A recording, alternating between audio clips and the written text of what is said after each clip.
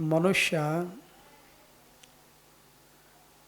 ಶರಣರ ಸಂಘವನ್ನು ಮಾಡಬೇಕು.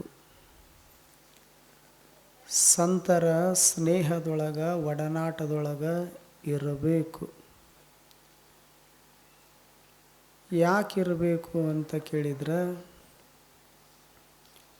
ಎದೆಯೊಳಗೆ ಒಂದಿಷ್ಟು ಪರಮ ಪ್ರೇಮ ಭಕ್ತಿ ಹುಟ್ಟುತ್ತದೆ. ಆವಾಗ ಭಕ್ತ ಆಗ್ತಾನೆ. ಆ ಭಕ್ತನಲ್ಲಿ ಏನು ಇರಬೇಕು, ಏನು ಇರಬಾರದು. ಭಕ್ತನಲ್ಲಿ ಏನು ಇರಬೇಕು, ಏನು ಇರಬಾರದು. ಇದು ಜಗತ್ತಿನೊಳಗೆ ನಮ್ಮ ಸುತ್ತಮುತ್ತ ಏನೆಲ್ಲ ಸೌಂದರ್ಯ ಭರಿತವಾಗಿರತಕ್ಕಂಥ ವಸ್ತುಗಳು ಕಾಣಬರುತ್ತಾವೆ. ಅವುಗಳನ್ನು ಭಕ್ತ ಆದವ ನೋಡ್ತಾನೆ. ಆ ಬಳಿಕ ನಮ್ಮ ಸುತ್ತಮುತ್ತ ಕಿವಿ ಮ್ಯಾಲ ಶಬ್ದಗಳು ತೇಲಿ ಹೋಗುತ್ತಿರ್ತಾವು, ಕೇಳ್ತಾನೆ. ನೋಡಿದ ದೃಶ್ಯಗಳನ್ನು, ಕೇಳಿದ ಶಬ್ದಗಳನ್ನು ಏನು ಮಾಡ್ತಾನಲ್ಲ, ಅವಾಗೊಂದಿಷ್ಟು ಸುಂದರವಾದ ವಸ್ತುಗಳನ್ನು ನೋಡಿದಾಗ ಮನಸ್ಸಿನೊಳಗೆ ಏನು ಹುಟ್ಟುತ್ತದೆ? ಆಸೆ ಭಾವ ಹುಟ್ಟುತ್ತದೆ. ಯಾವ್ಯಾವುದು ಚಲೋ ಇರ್ತದಲ್ಲ, ಅದು ನನಗೆ ಬೇಕು ಅನ್ನುವಂತಹ ಆಸೆ ಭಾವ ಹುಟ್ಟುತ್ತದೆ. ಈಗ ಹಾದಿ ಹಿಡ್ಕೊಂಡು ಹೋಗ್ತಿರ್ತೀರಿ, ಒಂದು ಹೂ ಅರಳಿ ನಿಂತಿರುತ್ತದೆ. ಅದರಲ್ಲೂ ವಿಶೇಷವಾಗಿ ತಾಯಂದಿರು ಹೋಗುವಾಗ ಆಸೆ ಆಗೋದಿಲ್ಲೇನು? ಎಷ್ಟು ಚಲೋ ಹೂ ಅರಳ್ಯದ, ಇದನ್ನು ತಲೆಗೆ ಮುಡಿದು ಸಂತೋಷ ಪಡಬೇಕಂತ ಯಾವ ತಾಯಿ ಬಯಸುವುದಿಲ್ಲ. ಜಗತ್ತಿನೊಳಗೆ ಎಲ್ಲರಿಗೂ ಬಯಕೆ ಇರುತ್ತದೆ. ಅದನ್ನು ಅಷ್ಟು ಮಾಡಿದೇವಿ ಅಂದ್ರೆ ಮುಡಿದು ಸಂತೋಷ ಪಟ್ಟೇವಿ, ಅಥವಾ ಇನ್ನೊಬ್ಬರಿಗೂ 4 ಹೂವು ಹೆಚ್ಚು ಹರ್ಕೊಂಡೋಗಿ ಇನ್ನೊಬ್ಬರಿಗೆ ಕೊಟ್ಟೇವಿ, ಅವರೂ ಮುಡಿದು ಸಂತೋಷ ಪಟ್ರಂದ್ರೆ ಸದಾಶಯ. ಇದು ಭಕ್ತನಲ್ಲಿ ಇರಬೇಕು. ಮತ್ತು ನಾವು ಮುಡಿಯೋದಿಲ್ಲ, ಇನ್ನೊಬ್ಬರಿಗೂ ಮುಡಿಯಾಕೆ ಕೊಡೋದಿಲ್ಲ. ದುರಾಸೆಯಿಂದ ಎಲ್ಲ ಹೂವುಗಳನ್ನು, ಅಂದ್ರೆ ಯಾವ ಹಚ್ಚಿರ್ತಾನಲ್ಲ, ಹಚ್ಚಿದವ್ರಿಗೆ ಸಹಿತ ಸಿಕ್ಕಿರಬಾರ್ದು ಒಂದು ಹೂವು. ಎಲ್ಲವೂ ನಮಗೆ ಇರಲಿ ಅಂತ ತಿಳ್ಕೊಂಡು ದುರಾಸೆಯಿಂದ ಹರ್ಕೊಂಡು ಹೋಗಿ ಮಾರ್ಕೆಟಿನೊಳಗೆ ಒಯ್ದು ಮಾರಿದ್ರೆ ನನಗೆ ದುಡ್ಡು ಬರ್ತದೆ, ನಾ ಶ್ರೀಮಂತ ಆಗ್ತೀನಿ ಅನ್ನೋದು ದುರಾಸೆ. ತಿಳಿತದಲ್ಲ. ಭಕ್ತನಲ್ಲಿ ಸದಾಶಯ ಇರಬೇಕೇ ವಿನಃ ದುರಾಸೆ ಇರಬಾರದು. ಈ ಸದಾಶಯ ಎಲ್ಲಿದ್ದ ಬರ್ತದಂತ ಕೇಳಿದರೆ ಮಹಾತ್ಮರ ಒಡನಾಟದಿಂದ ಬರ್ತದೆ, ಸಂತ ಮಹಾಂತರ ಸ್ನೇಹದಿಂದ ಬರ್ತದೆ. ಅದಕ್ಕೊಂದಿಷ್ಟು ಭಕ್ತನಿಗೆ ಆಸೆ ಇರಬೇಕು, ಆದ್ರೆ ಒಳ್ಳೆಯ ಆಸೆ ಇರಬೇಕು, ದುರಾಸೆ ಇರಬಾರದು. ಆಸೆ ಇರಲಾರ್ದ ಬದುಕಕ್ಕಾಗ್ತದೇನು ಜಗತ್ತಿನೊಳಗೆ? ಇಷ್ಟೆಲ್ಲ ತಾವೆಲ್ಲ ಕೂತಿರಲ್ಲ, ನನಗೆ ಯಾವುದೇ ಥರದ ಆಸೆ ಇಲ್ಲ ಅನ್ನೋರು ಕೈ ಎತ್ತಿರಿ ನೋಡೋಣ. ನನಗೇನೂ ಆಸೆ ಇಲ್ಲ. ಏನು ಕೇಳ್ತೀರಿ ಗುರುಗಳ? ಲಿಸ್ಟ್ ಮಾಡಿ ಕೊಡು ಅಂದ್ರೆ ಒಂದು ಕಿಂಗ್ ಸೈಜ್ ನೋಟ್ ಪುಸ್ತಕ ಸಾಲೋದಿಲ್ಲ ಅಂದ್ರೇನು? ಯಾರಿಗೆ ಆಸೆ ಇಲ್ಲ? ಎಲ್ಲರಿಗೂ ಆಸೆ ಇರ್ತದೆ. ಸಣ್ಣ ಇರುವಿಯಿಂದ ಹಿಡ್ಕೊಂಡು ದೊಡ್ಡ ಗಾತ್ರದ ಆನೆವರೆಗೂ ಸಹಿತ ಎಲ್ಲ ಸಕಲ ಜೀವ ಜಂತುಗಳಿಗೆ ಆಸೆ ಭಾವ ಇರಬೇಕು. ಆಸೆ ಇರದಿದ್ರೆ ಬದುಕುದರ ಎದಕ್ಕೆ? ಆಸೆ ಅದ ಅಂತ ತಿಳ್ಕೊಂಡು ಜೀವನವನ್ನು ಸಾಗಿಸಾಕ ಬರ್ತದೆ. ಆದ್ರೆ ಎಷ್ಟಿರ್ಬೇಕು ಆಸೆ? ಎಷ್ಟಿರಬೇಕು? ಈಗ ತಾವೆಲ್ಲ ಹೆಪ್ಪು ಹಾಕೋದಿಲ್ಲ, ಹಾಲು ಕಾಯಿಸಿ ಹೆಪ್ಪು ಹಾಕ್ತೀರಿ. ಒಂದು ಬೋಗೋಣಿ ಹಾಲದವಂತ ತಿಳ್ಕೊಳ್ಳಿ. ಒಂದು ಬೋಗೋಣಿ ಹಾಲಿಗೆ ಒಂದು ಬೋಗೋಣಿ ಮೊಸರು ಹಾಕ್ತೀರಿ. ಹಾಕಿದ್ರೆ ಅದು ಹೆಪ್ಪಾಗ್ತದನು? ಮೊಸರು ಗಟ್ಟಿಗೊಳ್ತದೇನು? ಮಜ್ಜಿಗೆ ಆಗ್ತದೇನು? ಮಜ್ಜಿಗೆ ಒಳಗೆ ಬೆಣ್ಣೆ ಗುಂಡು ತೇಲ್ತದೇನು? ತುಪ್ಪ ಆಗ್ತದೇನು? ಆಗೋದಿಲ್ಲ. ಹಾಲು ಒಂದು ಬೋಗಣಿ ಇರುವಲ್ವ್ಯಾಕ, ಆ ಬೋಗಣಿ ಹಾಲಿಗೆ ಹುಳಿ ಎಷ್ಟು ಹಾಕಬೇಕು ಅಷ್ಟು ಹಾಕಬೇಕು.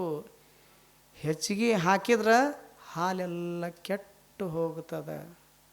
ಆ ಬಳಿಕ ಅಡಿಕೆ ಎಲೆ ತಿಂತೀರಲ್ಲ, ಅಡಿಕೆ ಎಲೆ, ಅಡಿಕೆ ಒಂದು ಬೆಟ್ಟ ಇರ್ತದೆ, ಎಲೆ ಒಂದು ಪೂರ್ಣ ಇರ್ತದೆ. ಆದ್ರೆ ಅಡಿಕೆ ಎಲೆ ಬೆರೆಸಿ ತಿನ್ನುವಾಗ ಅದಕ್ಕೆ ಸುಣ್ಣ ಎಷ್ಟು ಹಚ್ತೀವಿ? ಒಂದಿಷ್ಟು ಹಚ್ತೀವಿ ರೀ. ಸುಣ್ಣ ತಿಂದು ನೋಡ್ರಿ. ಆಕಸ್ಮಿಕ ಅದೇ ಯಾಕದಿತ್ತು, ಅಡಿಕೆ ಬೆಟ್ಟ ಇಷ್ಟದ, ಎಲೆನೂ ಭಾಳ ಅದ, ಸುಣ್ಣ ಯಾಕೆ ಕಡಿಮೆ ತಿನ್ನಕ್ಕೆ ಹೋಗಲಿ, ಅಡಿಕೆ ಎಷ್ಟು ದೊಡ್ಡದದ ಅಷ್ಟು ಸುಣ್ಣ ತಿಂತೀನಿ ಅಂದ್ರೆ ಬಾಯಿಗಿರೋದಿಲ್ಲ, ಬೊಂಬೈ ಆಗತ್ತೆ. ಹೇಳುವ ಉದ್ದೇಶ ಸುಟ್ಟು ಹೋಗ್ತದ. ಅಂದ್ರೆ ಪ್ರಮಾಣ, ಅಡಿಕೆಗೂ ಎಲೆಗೂ ಎಷ್ಟು ಬೇಕು ಅಷ್ಟು ಪ್ರಮಾಣದೊಳಗೆ ಸುಣ್ಣ ಬೆರೆಸಿ ತಿಂದೇವಿ, ಹಿತ ಕೊಡುತ್ತದೆ. ಊಟ ಆದ ಬಳಿಕ ಚೆನ್ನಾಗಿ ಪಚನ ಕ್ರಿಯೆ ಆಗ್ತದೆ. ಹಾಲಿಗೆ ಹೆಪ್ಪು ಎಷ್ಟು ಬೇಕು ಅಷ್ಟು ಹಾಕಿದ್ರನ ತುಪ್ಪ ಆಗ್ತದೆ. ಉಂಡು ಸಂತೋಷ ಪಡಕ್ಕೆ ಬರ್ತದೆ. ಅದೇ ಯಾಕಾದಿತ್ತು, ನಾ ಹೆಚ್ಚು ಹಾಕುದ, ಇನ್ನೂ ನನಗೆ ಹೆಚ್ಚು ಬೇಕು ಅಂದಿವಂದ್ರೆ, ಹೆಚ್ಚಿಗೆ ಸುಣ್ಣ ತಿಂದೇವಿ ಅಂದ್ರೆ ಬಾಯಿ ಸುಡ್ತದೆ. ಹೆಚ್ಚಿಗೆ ಸಂಪತ್ತು ಬೇಕಂತ ಬಯಸಿದೇವಂದ್ರೆ 100 ವರ್ಷದ ಜೀವನವೇ ಸುಟ್ಟು ಹೋಗ್ತದೆ. ಅದಕ್ಕೆ ಎಷ್ಟು ಬೇಕು ಅಷ್ಟು ಗಳಿಸು. ದೇವರು ನಮಗಾಗಿ ಎಷ್ಟು ಕೊಟ್ಟಿರ್ತಾನಲ್ಲ ಅಷ್ಟರೊಳಗನ ಸಮಾಧಾನದಿಂದ, ಸಂತೋಷದಿಂದ, ಸಂತೃಪ್ತಿಯಿಂದ ಬದುಕೋದು ಇದು ಭಕ್ತನ ಲಕ್ಷಣ. ಇದ್ದುದನ್ನು ಬಿಟ್ಟು ಇರಲಾರದ್ದನ್ನು ಎಂದೂ ಅಪೇಕ್ಷೆ ಪಡಬಾರದು, ಎಂದೂ ಬಯಸುವಂಥ ಪ್ರಯತ್ನ ಮಾಡಬಾರದು. ಅದಕ್ಕೆ ನಮ್ಮ ಪಾಲಿಗೆ ದೇವರು ಎಷ್ಟು ಕೊಟ್ಟಿರ್ತಾನ ಅಷ್ಟರೊಳಗನ ಬದುಕೋದನ್ನು ಕಲಿಬೇಕು. ಅದು ನಿಜವಾದ ಭಕ್ತನ ಲಕ್ಷಣ. ಅದಕ್ಕೆ ಭಕ್ತನಲ್ಲಿ ಆಸೆ ಇರಬಾರ್ದಂತಲ್ಲ, ಇರಬೇಕು, ಆದರೆ ಹೆಚ್ಚಿನ ಪ್ರಮಾಣದೊಳಗೆ ಇರಬಾರ್ದು. ಸದಾಶಯ, ಸದಾಶಯ ಅಂದ್ರೆ ಒಳ್ಳೆಯ ಆಶಯ. ಈಗ ಮಳೆ ಬರ್ತದಲ್ಲ, ಎಲ್ಲರ ಹೊಲದ ಮ್ಯಾಗನು ಮಳೆ ಬೀಳಲಿ ಅನ್ನೋದು ಒಳ್ಳೆಯ ಆಶಯ ಭಾವದು, ಸದಾಶಯ. ಯಾರ ಹೊಲದ ಮ್ಯಾಗನೂ ಬೀಳಬಾರ್ದು, ನನ್ನ ಹೊಲದ ಮ್ಯಾಗ ಅಟ್ಟ ಸುರಿಬೇಕು, ನಂದಷ್ಟ ಕಬ್ಬು ಬೆಳಿಬೇಕು, ಇನ್ನು ಉಳಿದವ್ರು ಗಬ್ಬೆದ್ದು ಹೋಗಲ್ರಿ.